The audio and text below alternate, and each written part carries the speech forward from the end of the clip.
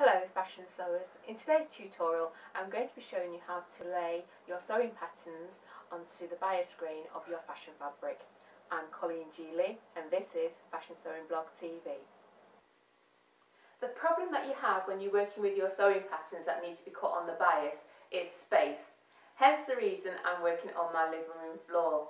You need to make sure that your fashion fabric is the full width and is a single layer, therefore not on the fold. I'm going to show you in a moment how to lay your pattern pieces onto the bias of your fabric. The first thing to do is to identify the straight grain in your fabric, which I've indicated with these markers. It runs the lengthwise grain of your fabric. When working with sewing patterns that need to be cut on the bias, they'll either come in a full pattern, as you can see here, or a half pattern, which I'll show you in a moment.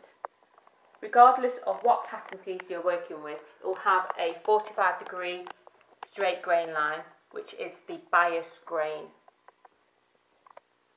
Here we have a half pattern with the grain line on the sewing pattern at a 45-degree angle. And with a half pattern, you need to cut your pattern out twice.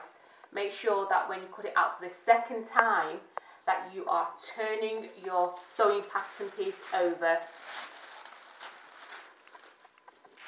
and aligning the grain line to the grain line in your fabric. I'm now going to lay my sewing pattern piece along the grain line. So we've got the grain line, bias grain line in the sewing pattern, and the straight of grain line in the fabric. And now I'm going to turn my sewing pattern to align it to the straight of grain in my fabric. Now my sewing pattern will be cut out on the bias. Now I'm working with the half piece of a pattern, and here's the 45-degree bias grain line. And I'm making sure I'm cutting out the first one with the printed side of the fabric facing me. So I'm going to line that up with the straight of grain line in my fabric. That's the first piece. I can either trace around it and cut it out. And the second piece, I'm going to flip my sewing pattern over.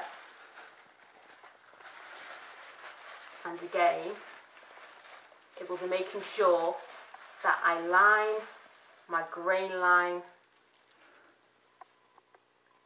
bias grain line, to the straight grain line in my fabric, and the sewing pattern is on the wrong side.